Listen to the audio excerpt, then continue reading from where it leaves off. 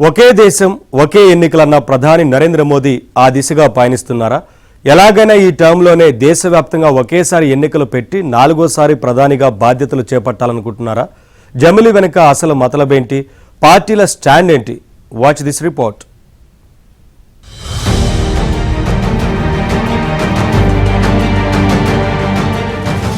లోక్సభలో బీజేపీకి సొంతంగా సంపూర్ణ మెజారిటీ లేనప్పటికీ జమిలి ఎన్నికలు నిర్వహించాలని గట్టి పట్టుదలగా ఉంది. ఒక దేశం ఒకే ఎన్నికకు పార్టీలకు అతీతంగా మద్దతు లభిస్తుందని మోదీ సర్కార్ ఆశాభావంతో ఉంది. మోదీ సారథ్యంలోని ప్రభుత్వం మూడోసారి అధికార పగ్గాలు చేపట్టి 100 రోజులవుతోంది. పాలక కూటమిలో సమన్వయం అద్భుతంగా ఉందని, ఈ బంధం 5 ఏళ్లు పటిష్టంగా కొనసాగుతుందని గట్టిగా భావిస్తోంది. అందుకే పనిలో పనిగా జమిలి ఎన్నికల నిర్వహణకు సిద్ధమవుతోంది కేంద్రం. జమిలి ఎన్నికలు ఈ టర్మ్లోనే అమలవుతాయని, వాస్తవ రూపం దాల్చబోతుందని సమాచారం. మొన్నటి సార్వత్రిక ఎన్నికలకు బీజేపీ విడుదల చేసిన మేనిఫెస్టోలో జమిలి ఎన్నికల హామీ కూడా ఉంది.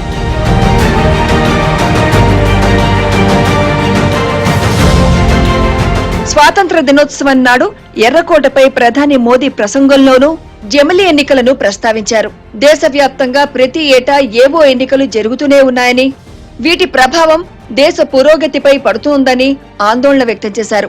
దీని నుంచి బయటపడాలంటే జమిలి ఎన్నికలే సరైన మార్గమని అభిప్రాయపడ్డారు నరేంద్ర మోదీ. దీనికోసం అన్ని రాష్ట్రాలు ముందుకు రావాలని ఎర్రకోట సాక్షిగా పిలుపునిచ్చారు. అయితే చిన్న పార్టీలను మింగేయాలన్న ఉద్దేశంతోనే బీజేపీ జమిలి ఎన్నికలకు సిద్ధమవుతోందని విమర్శలున్నాయి. अरे तुम कोई भी बिल लाओ, पहले ये पहचानो कि ये वन नेशन है, तो कौन सा 2 नेशन है कि तुम ये बात ये स्लोगन जो देते रहते हैं, रहने दो. ये वन नेशन है. चलो तुम्हारा टर्म पूरा होना है ना, पहले पूरा होने दो, फिर हम देख लेंगे. और ये अपनी इच्छा नहीं, सबकी इच्छा पे चलेगी. జమిలీ ఎలక్షన్స్ అనేవి బీజేపీ తన రాజకీయ మనుగడ కోసం 4వసారి వాళ్ళు ఏ విధంగా గెలవాలనేది ఒకటి, బీజేపీ రాజకీయంగా ఎట్లా బలపడాలనేది రెండవది, ఇంకా మిగతా పక్షాలను ఒకే ఎన్నిక ఒకే దేశం అనే పేరు మీద మిగతా రాజకీయ పక్షాలను ఏ విధంగా అణిచివేయాలి అనే దాని విషయంలో మాత్రం చాలా సీరియస్గా ఉంటుంది. అది రేపు ఆర్ఎస్ఎస్ సమావేశాల్లో కూడా చర్చకు తీసుకొస్తారు. 100 సంవత్సరాల ఆర్ఎస్ఎస్ దాంట్లో కూడా ఇది ఒక రకంగా ప్రజలపై, దేశంపై, ప్రతిపక్షాలపై, ప్రాంతీయ పార్టీలు, ప్రభుత్వాలపై చేస్తున్న ఒక రాజకీయ కుట్రగా దీన్ని చూడాల్సిన అవసరం అయితే ఉంటుంది. భారత్ లో జమిలి ఎన్నికలు అసాధ్యమని అభిప్రాయపడ్డారు కాంగ్రెస్ సీనియర్ నేత, కేంద్ర మాజీ మంత్రి పి చిదంబరం. రాజ్యాంగ సవరణలను ఉభయ సభల్లో ప్రవేశపెట్టేందుకు ఎన్డీఏ సర్కారు వద్ద తగిన సంఖ్యాబలం లేదన్నారు. ఒకే దేశం ఒకే ఎన్నికలు అనే విధానాన్ని ఇండియా కూటమి వ్యతిరేకిస్తుందని చిదంబరం తెలిపారు. ముందు 50% రిజర్వేషన్ల పరిమితిని తొలగించాలని ఆయన డిమాండ్ చేశారు. జమిలి అంటే రాష్ట్రాలపై దాడి చేయడమేనని కాంగ్రెస్ అగ్రనేత రాహుల్ గాంధీ విమర్శనాస్త్రాలు సంధిస్తున్నారు.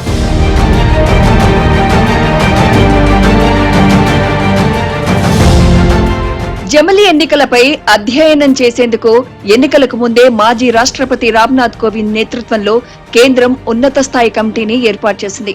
ఈ కమిటీ దేశంలో జమిలి ఎన్నికలు నిర్వహించాలని ఏకగ్రీవంగా తమ అభిప్రాయాన్ని వెల్లడించింది. జమిలి ఎన్నికలకు 2 అంచెల విధానాన్ని సూచించింది. తొలుత లోక్సభ, రాష్ట్రాల శాసనసభలకు ఏకకాలంలో పోలింగ్ నిర్వహించాలని పేర్కొంది. ఆ తర్వాత 100 రోజులకు మున్సిపాలిటీలు, పంచాయతీలకు ఎన్నికలు జరపాలని నివేదికలో తెలిపింది. ఇందుకోసం రాజ్యాంగంలో కనీసం 5 ఆర్టికల్స్ ను సవరించాలని కమిటీ సూచించింది. 3 స్థాయిల ఎన్నికలకు ఉమ్మడిగా ఓటర్ల జాబితా ఉండాలని తెలిపింది. అయితే ఇప్పుడున్న పరిస్థితిలో జమిలి ఎన్నికలు సాధ్యం కాకపోవచ్చని విశ్లేషకులు చెబుతున్నారు. రాజ్యాంగాన్ని సవరించాలంటే ఉభయ సభలలో 3/2 మెజారిటీ ఉండాలి. ఆ పరిస్థితి ఇప్పుడు బీజేపీకి లేదు. నిజానికి ఇందిరాగాంధీ ప్రధానిగా ఉన్నప్పుడు 1983లోనే జమిలి ఎన్నికలపై చర్చ జరిగింది. సాధ్యం కాదని వదిలేశారు. నరేంద్ర మోదీ ప్రధాని అయినప్పటి నుంచి బీజేపీ దీన్ని లేవనెత్తుతోంది. 2014 పార్టీ మేనిఫెస్టోలో కూడా ఈ ప్రస్తావన ఉంది. ఏకకాలంలో ఎన్నికలు నిర్వహించడం వల్ల అంతిమంగా బీజేపీ, కాంగ్రెస్ వంటి పెద్ద జాతీయ పార్టీలకే ఎక్కువ లాభం చేకూరుతుంది. దీంతో ఈ ప్రతిపాదనను ప్రాంతీయ పార్టీలు వ్యతిరేకించే అవకాశం ఉంది.